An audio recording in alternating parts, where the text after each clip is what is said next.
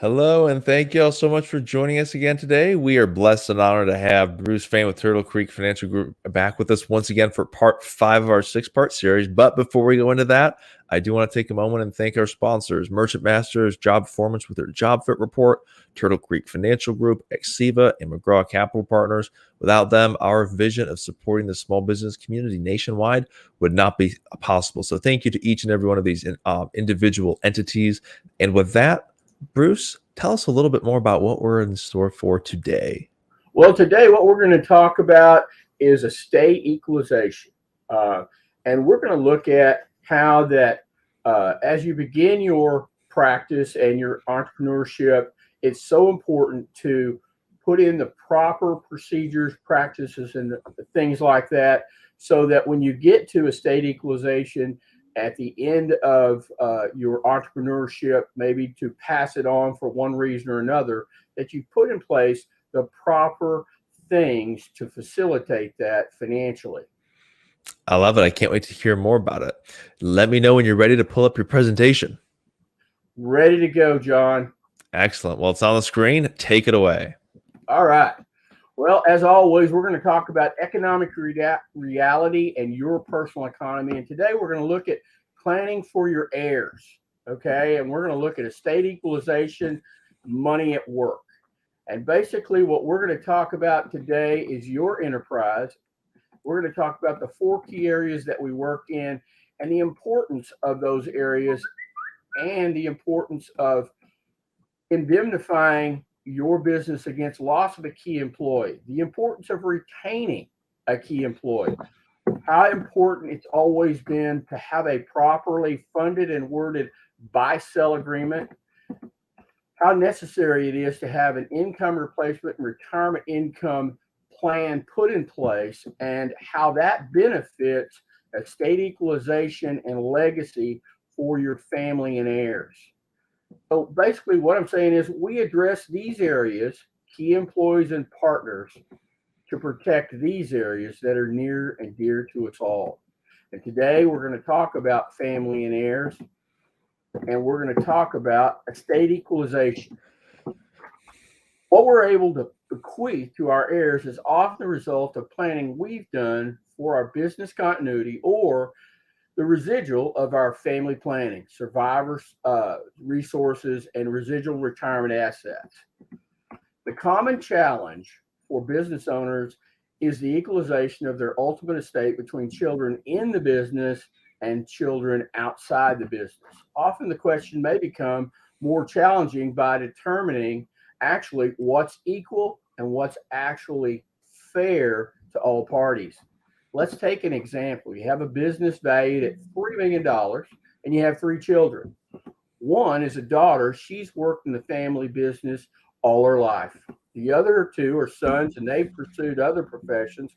And that education is often funded by the business itself. So a simple, obvious solution is divide the business interest 3 ways. Bequeath $1 million of stock in the business to each of the 3 children. Equal? Sure. But is it fair? The daughter has dedicated herself to the business with the view of someday taking over operations and hopefully ownership. The 2 sons have pursued their professional interests outside the business. At the transfer of the stock of the 2 outsiders, it will now have a controlling interest in the business. The dedicated daughter ends up effectively an employee of the 2 brothers as they control 66% of the stock. The brothers do not have a working knowledge of the business, but do have their own careers. So let's look at an example. You have $3 million, 3 children, a $3 million valued business, 3 children, 1 daughter working in the family business, and 2 sons that have pursued other professions. And bear in mind with these examples, these are examples that we at Turtle Creek Financial have actually seen. So we understand how these things can work. And there are a lot of ways that people can do estate equalization. But when you look at estate equalization, one of the key factors in doing it is having the capital at the time of need to facilitate doing the things we're about to speak about. So I'm going to continue. So alternative solution B is bequeath the entire business intact to the daughter. $3 million estimated value. Because let's understand before we go any further, this value of the business was a value that was placed on the business prior to the business owner passing. So things are now in flux, and the value over the next 1 year, 2 years, 90 days is fugitive because there's a new owner and there are new decisions going to be made. Bequeath the son's other assets of equal value. So you have a $3 million estimated value of the business. Each gets three, so you have $6 million total. Do you do that in cash, stocks, real estate, whatever? Alternative solution scenario C, sell the business. $3 million value minus cap gains taxes. Bequeath each child a share of the equal share of the proceeds, $1 million each or less, depending on the capital gains tax shrinkage. Is that equal? Is it fair? Well, the problem with that is that each child's receiving equal value of the business interest. Each son receives their share of the business value and retain their respective careers. However, the daughter has also received equal value from the estate, but she's lost her career. So let's look at scenario D. A business is valued at $3 million. Again, the three children, equal value to each one is a third or $1 million. You might think about acquiring an estate life insurance policy for each son of $1 million. Pass the business intact to the daughter, valued at $3 million. And you see the question mark. The question mark is it going to be valued at $3 million going forward? Equal? Yeah, maybe. Fair? We'll see. Let's look at it from this point. The sons each have income tax-free cash of $1 million that is also exempt from any claims of creditors of their own or the deceased or the business of the deceased. The daughter has inherited the business to run, a job, yet one she enjoys and has dedicated herself to for her life. There is no certainty the business will continue. The daughter has accepted the entrepreneurial risk. The business may go up in value and it may fold, but she's taken that risk. This will be largely dependent on continuity of key employees, something that we talked about in the very beginning. It'll also depend on liquidity secured at the loss of leadership. Business continuity is the first area we address within the stop process, with a view of retaining key employees and indemnifying the loss of key leadership with adequate liquidity.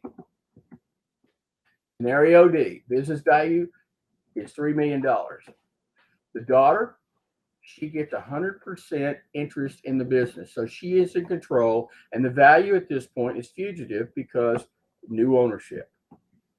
So the business can go up or down in value depending on what comes next, how much liquidity, what kind of decisions she's going to make, and how many of the key employees she's actually able to retain. The sons, however, both walk away with cash of $1 million unencumbered, meaning they are out of the business. They've been fairly and equally compensated for what the evaluation of the business at the time of the deceased passing was, and they walk away with equal shares and everybody's happy. There's no dissent. This has been just a few examples of estate equalization strategies. Ultimately, the strategy is dependent on your personal goals for your business and your family. Our role is to assist you in thinking outside the box, beyond common understanding of limitations and possibilities, and assisting you in implementing effective solutions that are consistent with your personal objectives. The next steps in the estate equalization strategy are really pretty simple. Develop a specific strategy around your personal objectives. Confirm the business value, formal or informal valuation. You need a willing buyer or seller. In other words, you need to know what the value is and what you can sell it for, and what the buyer is willing to pay. Provide inventory or valuation of other assets to be passed on. Provide the latest statements of any existing permanent life insurance in your family or your business. Apply for the desired index life contract or contracts to confirm you're eligible. Simple online application is all that's required in most cases. And prepare appropriate documentation, updated wills or current trusts.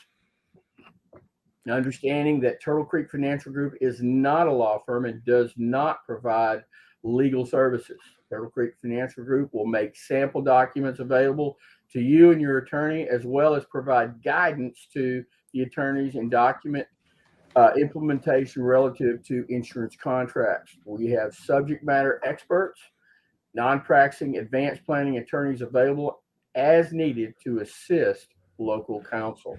Can I jump in with a quick question here, Bruce? Absolutely. So if you're, let's just take us the average, stereotypical small business owner, maybe a couple of employees.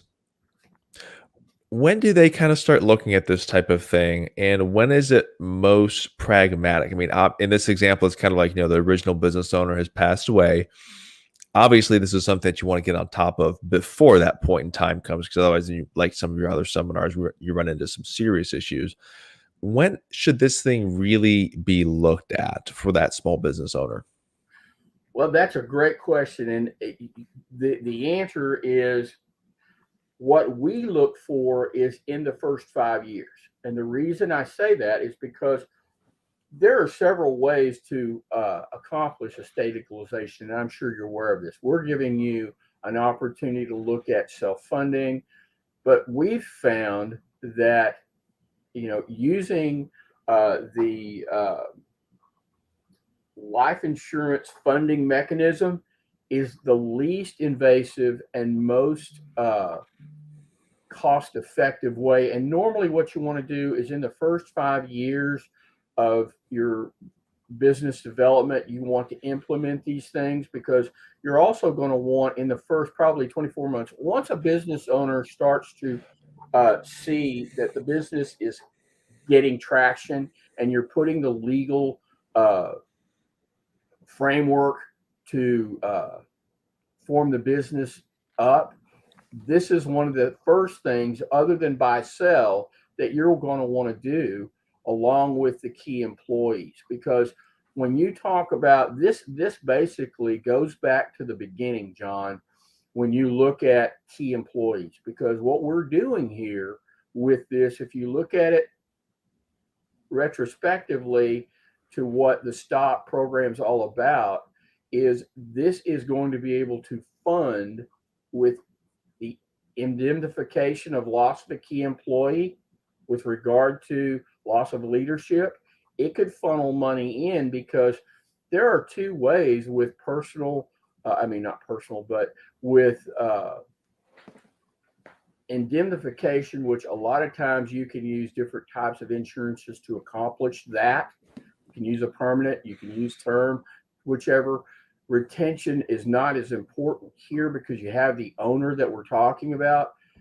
But what you want to be able to do when you're in that formative stage, most of your business owners can afford to buy a term policy that would pay for something like this, and it would be affordable. Does that make sense? It does. Thank you for explaining.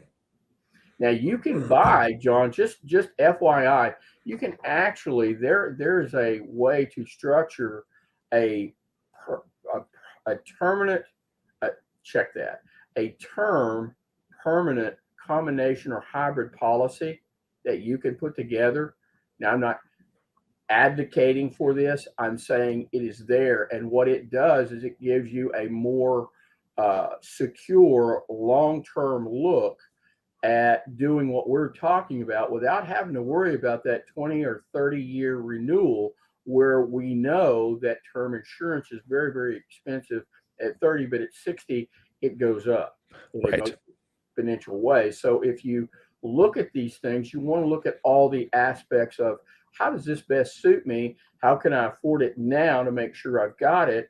And how later, when I can afford it, can I turn this into a more permanent solution without having to go up in exponentially in cost? Does that make sense? 100%. Any other questions, John? Now, right now, you're explaining everything really perfectly. Well, I tell you what, this, I think, as quick and as succinct to the point as it is probably some of the most important things you can look at for grading how you actually harness the earning power of your enterprise and how well you position yourself to grow personal wealth for your family outside the business. And that does, and you've mentioned it before in some of the previous seminars and the podcast you joined us. When you're building a business, you're building an asset for you to ultimately retire in some shape, way, or form. Either it's paying you while you're owner, maybe still working to some degree, or if you end up selling the business and liquidating it, and you're like not working in it at all. In a corporate position, you're contributing to the retirement over an extended period of time. When you're taking control of a business, you're using that as a tool to create value, to create wealth. So having this end destination in mind, this transition planning stuff, this is kind of the culmination. This is where you cash out, so to speak. This is where you say, hey, I put in 20, 30 years into my business here. This is the big bang. This is the moment of truth where you try to either put it on the market or you transition in some shape, way, or form. Because in a perfect world, every business is going to go through that transition, either passing it on to the next generation in the family or liquidating it in some shape, way, or form to maybe it's a venture capital company, maybe it's an investor, maybe it's your business partner. But a business has an end destination point. So it is imperative, like, as you've said before, Bruce, as you're building the business, build it with that end goal in mind, because that's what a business is supposed to do. It's supposed to fund that next stage in life. Absolutely. It absolutely, not only is it supposed to fund your final act in life, meaning give you a comfortable retirement that will last you through your retirement, but also it will transition that business in such a way that whomever, whether that be a family member like we've shown here or a new owner, they have a smooth transition and liquidity to continue on that business. Exactly. I think you hit the nail on the head. So one more final question for you, Bruce. After, I know today was much shorter than the other ones, but it was also much more straightforward, so to speak. If the average small business owners out there listening today, what are 3 things that they would have to really take action on today to use what you just shared with them? Well, I think today what they need to do is they need to know what their 24-month projections are. In other words, where are they in their business? Are they family? And if they are, how do we establish how that estate equalization is going to be structured?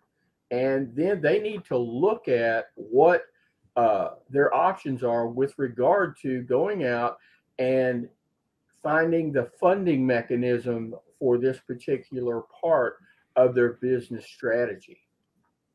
That makes sense. It's easy to understand. It's easy to, maybe that's the wrong way to put it. It's easy to understand, and then it's applicable to take the knowledge that you've learned today. If you're listening on this, apply it in your business. And then if you run into bumps in the road, you can't quite figure something out, that's when you can call a subject matter expert like Bruce Fain with Turtle Creek Financial Group. Well, you look at this when you look at estate equalization. If you're going to do that out of your savings or your residual accounts, that's a dollar for dollar enterprise. But by and large, using a life insurance funding, that's somewhere between a 42 to 68% value on the dollar. So that's a substantial savings for the business owner. So when you look at how you're going to fund it, you need to look at what it's going to cost you, and when you do it, how long that was going to last. Because, like you say, it's a 20 to 40 year endeavor. depending on how old you are when you started the business and how long before your transition plan uh, is implemented. Precisely. Precisely. Bruce, thank you so much for taking time out of your day to present part 5. We have one more part coming up in 2 weeks, so definitely stay tuned for that final part in part 6. But thank you again for taking time out of your day, for sharing your wisdom, your expertise, and we're definitely looking forward to the next one. Well, I tell you, I am honored to be here, John, and thank you for all that you do to help us all as small business entrepreneurs and to give me an opportunity to share what I know with others and in some small way be of service to them. Thank you very much. The pleasure is mine. Y'all stay safe, stay blessed, and we'll see you next time.